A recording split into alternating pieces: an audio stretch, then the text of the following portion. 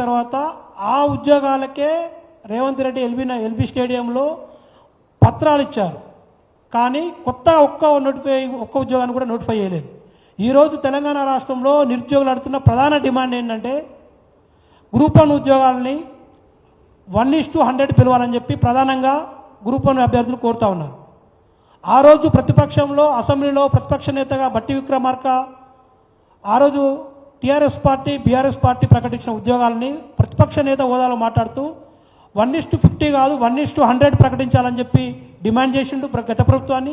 మేము అధికారంలోకి వస్తే వెంటనే 1:100 ప్రకారం ఉద్యోగాలను భర్తీ చేస్తామని హామీ ఇచ్చిండు. ఆ రోజు ప్రతిపక్ష నేతగా మాట్లాడిన బట్టి విక్రమార్క నేడు అధికారంలోకి వచ్చిన తర్వాత 1:100 పిలవకుండా 1:50 పిలవడాన్ని ఎందుకు ప్రశ్నిస్తలేడో ఆ రోజు బట్టి విక్రమార్క ఈరోజు ఒట్టి విక్రమార్క ఎందుకు మారిపోయిండో మాకు అర్థం కావట్లేదు. ఈరోజు గ్రూప్ 2లో 2000 ఉద్యోగాలను భర్తీ చేస్తామని చెప్పినారు. నిజానికి రేవంత్ రెడ్డి ముఖ్యమంత్రి అయిన తర్వాత మర్రి చెన్నారెడ్డి హ్యూమన్ రిసోర్స్లో 2 నెలల క్రితమే జరిగిన రివ్యూలో గవర్నమెంటు జిఏడి అధికారులు దాదాపుగా 2000 ఖాళీలు అని చెప్పి రాష్ట్ర వ్యాప్తంగా వాళ్ళకు నోటిఫై చేసి ఒక లిస్ట్ ఇచ్చినారు రేవంత్ రెడ్డి గారికి. అది భర్తీ చేయకుండా ఉద్యోగాలు తక్కువ పోస్టు ప్రకటిస్తున్నారు. అన్నిటికంటే ముఖ్యంగా ఈరోజు డిఎస్సి అభ్యర్థులు మాత్రం చాలా ఘోరంగా బాధపడుతూ ఉన్నారు.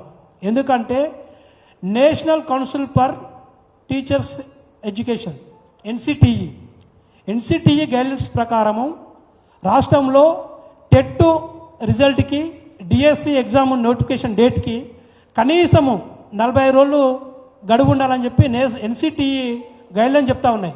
కానీ ఈరోజు గ్రూప్ 1 గ్రూప్ 2 గ్రూప్ 3 డిఎస్సి ఉద్యోగాల అభ్యర్థులలో వచ్చిన వ్యతిరేకతతోటి తెలంగాణలో నిరుద్యోగులు చేసిన పోరాటాన్ని డైవర్ట్ చేయడానికి రేవంత్ రెడ్డి ఎన్సిటిఈ గైడ్లైన్స్ పక్కన పెట్టి వెంటనే ఏం చేసినట్టు డిఎస్ అభ్యర్థులకు ఎగ్జామ్ డేట్ ప్రకటించినాడు. ఎందుకు? విద్యార్థులు చేసిన పోరాటానికి ప్రభుత్వం తల వంచి భయపడి ఎక్కడ వస్తుందని చెప్పి రేవంత్ రెడ్డి విద్యార్థులను డైవర్ట్ చేయడానికి విద్యార్థులను డైవర్షన్ పాలిటిక్స్ వైపు డైవర్ట్ చేసి డిఎస్ అభ్యర్థులను నోట్లో మట్టి కొడుతున్నాడు. నిన్నాక మొన్ననే డిఎస్సికి ప్రిపేర్ అయ్యే దాదాపు 2.5 లక్షల మంది అభ్యర్థులు కేవలం డిఎస్సి వైపే ఉన్నారు. ఆ 2.5 లక్షల మంది అభ్యర్థులే మొన్ననే హాస్టల్ వార్డెన్ అయిపోయింది. 28వ తారీఖు నాడు హాస్టల్ వార్డెన్ అయిపోయింది. రేపు డిఐఈఓ ఎగ్జామ్ ఉంది. ఈ వెంటనే ఆగస్టు 17 నుంచి జూలై 15 నుంచి డిఎస్సి ఎగ్జామ్స్ ఉన్నాయి. ఈ డిఎస్సి 2 లక్షల కుటుంబాలు డిఎస్సిని ప్రిపేర్ అవుతారు, హాస్టల్ వార్డెన్ వీళ్ళే ప్రిపేర్ అవుతారు, డిఐఈఓ ఎగ్జామ్ వీళ్ళే ప్రిపేర్ అవుతారు. కనీసము 2 నెలల గ్యాప్ ఇవ్వాలని చెప్పి డిఎస్సి అభ్యర్థుల ప్రధాన డిమాండ్ ఇది. ఎందుకంటే ఈ 2 లక్షల కుటుంబాలు అన్ని ఎగ్జామ్లు ప్రిపేర్ చేయడానికి వాళ్ళకి సమయం లేదు. వాళ్ళు మాత్రం చాలా ఇబ్బందులు ఉన్నారు. కాబట్టి వెంటనే రాష్ట్ర ప్రభుత్వం NCTE national council for teacher education department guidelines ప్రకారము కనీసము 2 నెలల సమయము ఈ డిఎస్సి అభ్యర్థులకు ఇవ్వాలి. దాంతోపాటుగా ఇప్పుడు ఇచ్చిన పోస్టులను కాకుండా కాంగ్రెస్ పార్టీ ఎన్నికల మేనిఫెస్టో ప్రకారము మెగా డిఎస్సిని 25,000కు పెంచి ఒక 2 నెలల తర్వాత ఈ డిఎస్సి ఎగ్జామినేషన్ ఇవ్వాలని చెప్పి డిఎస్సి అభ్యర్థుల ప్రధాన డిమాండ్ ఉంది. ఆ ప్రధాన డిమాండ్కి మా విద్యార్థి నిరుద్యోగ సమాఖ్య పక్షాన సంపూర్ణ మద్దతు చెప్తా ఉన్నాము.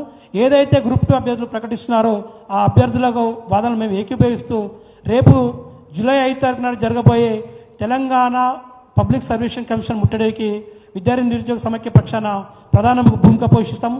ఉద్యమాల్లో ముందుంటాము. విద్యార్థులని ఎవ్వరు కూడా అధైర్యపడదని కోరుతాము.